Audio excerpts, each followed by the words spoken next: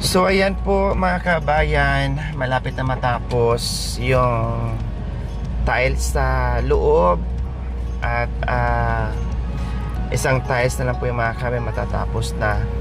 So sabi ko sige, bili muna tayo ng ulam, nagmerienda na daw sila kanina mga kabayan. Kumuha muna sa tindahan, bayaran ko na lang mamaya. Tapos bili muna tayo ng chicken na lang para mabilis, no, dahil hindi ako makaluto. And then nagpuputik doon sa loob ng bahay, ang hirap gumalaw. Nagpapatiles po tayo mga kabayan, kaya para mas mabilis at makakain sila kaagad at tanghali na ako dumating mga kabayan, dahil may trangkaso nga tayo at buti lang ngayon ay magaan na yung pakiramdam natin. Pero wala naman akong lagnat mga kabayan, upo lang talaga, no, naka-antibiotic naman na ako. Kaya bilhin na lang ako ng lechon manok. Sila lang naman, isang lechon manok mga kabayan, okay na. Meron pang ulam doon, gulay. Sobrang na kahapon ni Jerome, tilapia, yung sahog ng gulay na dahon ng bunga ng malunggay. Nilagyan ni Jerome ng tilapia. Masarap. Bili na lang ko ng manok para dagdag sa ulam nila, para yung karpintero natin makakain. Ayan, no, nakikita ko daming bunga ng malunggay. Timbunga kasi ngayon ng malunggay mga kabayan. Kahapon nga binigyan ako ni Kuya Mac. Hindi pa naluto. A few moments later. So ayan po mga kabayan, nakabili na tayo ng ulam nila. Sinamahan ko na rin ng soft drinks. Dito ako naipit kagabi. Na hinimatay ako. Yan. Hindi dito tumama mga kabayan, dito tumama sa kanto tumama. Kaya talagang okay.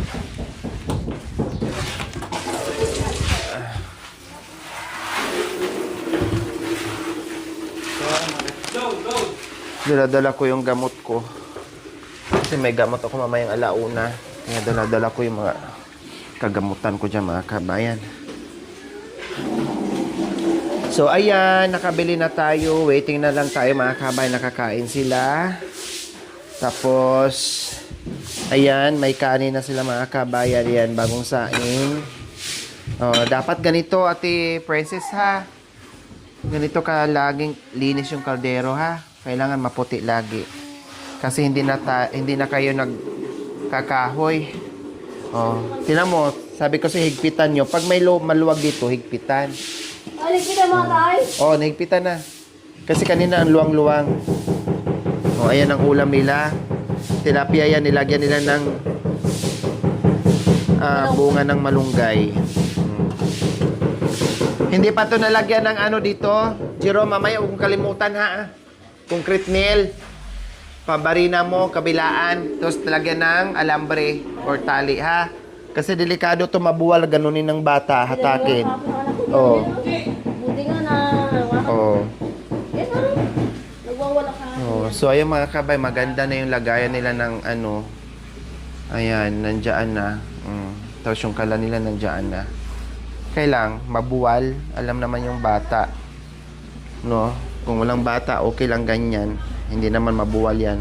Sabi ko, just in case lang talaga, lagyan dyan, tapos talian, para kung hatakin, magwala ay no problem. Ayan, ang grocery din lang kahapon mga kabayan, pinag-grocery ko. At bigas, importante. At yung rice cooker ni Ate Princess nandoon. Nilagay ko yan. Nilagay dyan. Hindi naman magagamit. Siguro pag maubusan ng gasol, gamitin nila yung, syempre, yung kanilang rice cooker para makapagsaing. Ayan. Kunting na lang, punas-punas na lang ni Kuya. Ay, okay na. Wow! Talaga naman, ang ganda ng bahay. Sana all, Princess.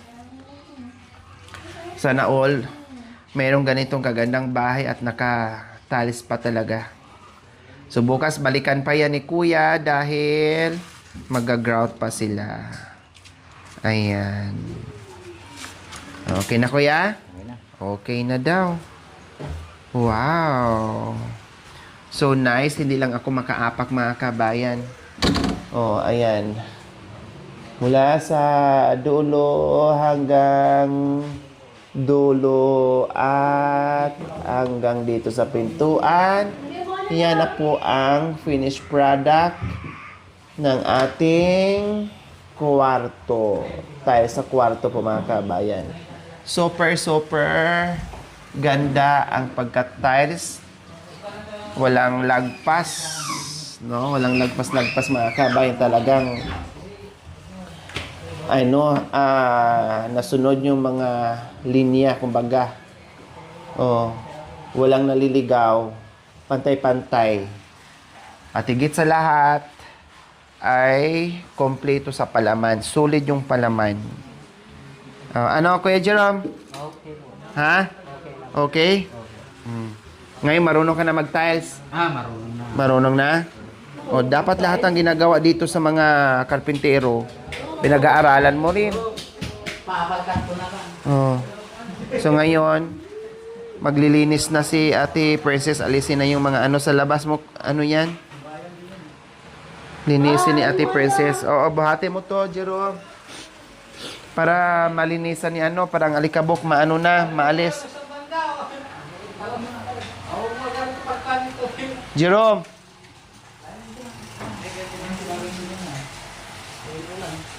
Pakibuhat para malinis na ni Princess dyan. Hindi na magkalat kasi may mga bata. Tubig na lang. Yan na lang po. Ibuhos mo? Tubig na lang po. Tubig. Baka may tubig lang yan? Yan, mapaparado yung Oo. mo. Oo. Ay. Ikaw wala ka. Sinasabihan na nga kita, pinipilit mo pa. Tubig na ate. Hindi mo alam. Oh. Tubig nga, pero merong ano yan. Merong adhesive at saka simento. Sinasabihan na nga kita, hindi ka pa sumusunod eh. Mami, labo mo yan. Wala ka talagang tiwala sa akin, no? Dito na. Oh. Ano yung butas yan? O dyan? Greens po. Oh.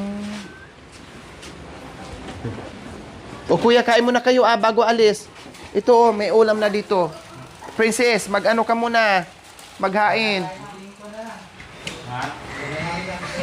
Ha? Doon na kayo kakain? Oo, sige, padala na lang tong ulam. Kung doon sila kakain. Kuha ka ng ano, ilang hiwa. Oo. Kuha ka ng ilang hiwa para maipauwi na lang yung ulam. Iuwi na nila mga kabayan kasi doon na daw sila kakain. Oh, sige. Salamat kuya. Mamaya ulit ha. Oh, so, ayan. Nagbigay na ako ng 2,000 doon mga kabayan plus yung tanghalian nila. And then mamaya magbigay na lang ako ng tip kapag pagbalik na kasi maglagay pa sila ng grout. No, patuyuin muna nila kasi hindi pa sila makasampa. So, mamaya na daw, mga alas 5. Okay, sige. No problem. No, antayin natin. Lock mo muna yan. I-lock mo muna. Hindi, anuhin mo muna. Tanggalan mo muna ng dumi. Tapos, i-lock mo muna. Alisin mo yung putik doon, oh. Kasi pupunta sa pagkain nyo yan mamaya. Doon na. Bilis, nakakain na tayo mamaya. Sabi ni Ate Princess, maganda na at hindi daw siya mapapagod sa kalilinis at maalagaan daw niya yung bahay niya. Pag hindi maalagaan mga kabayan, syempre isa-isahin natin baklas ang tiles at ibigay natin sa kapitbahay or doon sa magaling maglinis ng bahay, doon natin ibibigay yung tiles, ha? O syempre, hindi maalagaan. Sayang naman, masira yung tiles. O kundi tanggalin na lang natin. Nandito naman po ako. Ha? Nandito naman. Bakit ibig mo sabihin ay hindi magaling si Princess Magdinis? Ikaw ang magaling. Magaling po. Tulungan ko na lang po. Yun, very good. Magtulungan. Oh, wag na daw kasi wala siyang tiwala sa linis mo. Bakit nga? Sayang naman yung pagod niya. Diba? Pa siya. At itong mga kabayan, pag natanggal to, Magsabi ka, ay Jerome, sabihin mo sa mga kapitbahay mo or sinong nawalan ng tanggalan ng glass, jealousy, ibigay mo. Kung sino yung mga kapitbahay mo natanggalan. Kasi yung iba, bungal-bungal na. Bibigay ko na lang po kay mga kapatid ko. Oh, ibigay mo. Kung saan yan, pwede mong ibigay. Ay, nako, kuryente yan, anak ko. Huwag mong paglaruan. Kunin mo nga ito muna, Jerome. Delikado sa bata. Yan.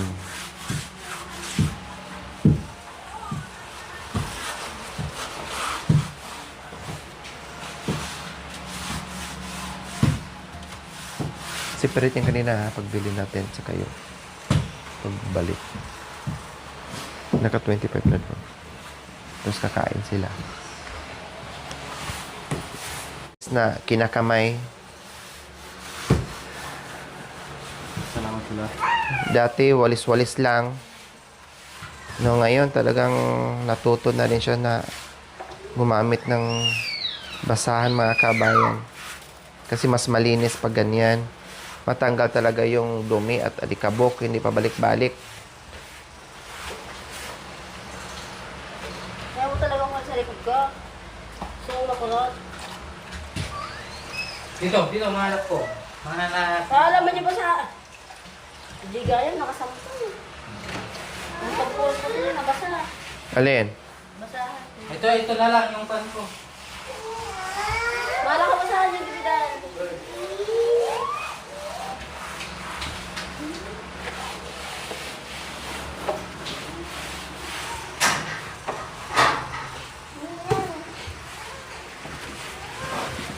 Naghalo yung mga kabayan, alikabok, semento, buhangin, dahil ginagawa yung loob. Sabi ko, sige, mamaya na kayo kumain, bawasan mo na yung alikabok para hindi kakalat. Bawas, mami. Ha? Kanina pa ako bawas ng bawas. Oo, dapat lang. Lugtatas naman, pinapangas ko sili, mas putik-putik. Dahil gumagawa sila, ganun talaga pag nagpapagawa ng bahay. Oh. So, ayan na po, may bishi, Doc Ella, parang nakagampan ang inyong pagmamahal. Nakita nyo na po ang biyayang pinagkaloob nyo po dito sa pamilya ni Kuya Jerome na bonggacious. Ang tanong po mga kabayan, ganon din ba kabongga ang kanilang living room? Katulad din ba dyan sa kwarto na matiles din at lalong gumanda at lalong luminis tingnan? Yan ang big question mga kabayan. Kung ang living room nila mapapatiles kaya or malalagyan din ba ito ng kisame? So, ang tanong, malaking question mark, nandoon pa sa kamay ng Panginoong Diyos. Hawak-hawak pa niya. Hawak-hawak pa niya kung ibibigay sa atin yon. Kaya mag-pray kayo.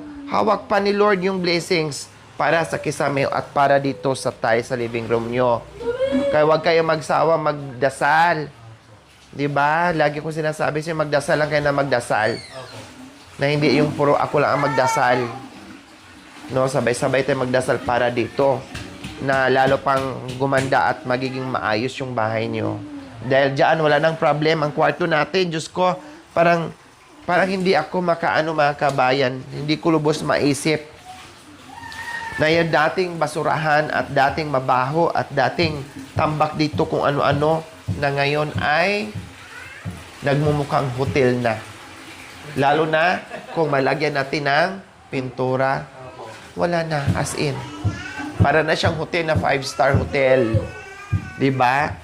Kaya lang yung yung matulog dito walang star. 0 star. Bakit yung zero na naman? Oh, 0 star. Ang kwarto, 5-star. Oh? Ang matulog, 0 star. Maglinis naman ako araw-araw. Oh, talaga? Oh, talaga, naglinis ka araw-araw. Oo. Wala ka naglinis dito, hindi mo ako tinutulungan. Kapal naman. Oo, dalawa lang tayo. Dalawa. O ngayon, dalawan na kayo. Maglilinis. Siguraduhin lang, ha? Sabi mo lang yan, Oo. hindi ko si mami. Maglilinis tayo, dalawa dyan. Oh. Dalawa lang tayo. Ibang linis daw. Ibang linis daw, princess. Ang gagawin niya. Masaya. Tinan mo, princess. Tinan mo. Tinan mo. Titigay mo ng maigi yan. Ano? Malinis ba? Maayos ba?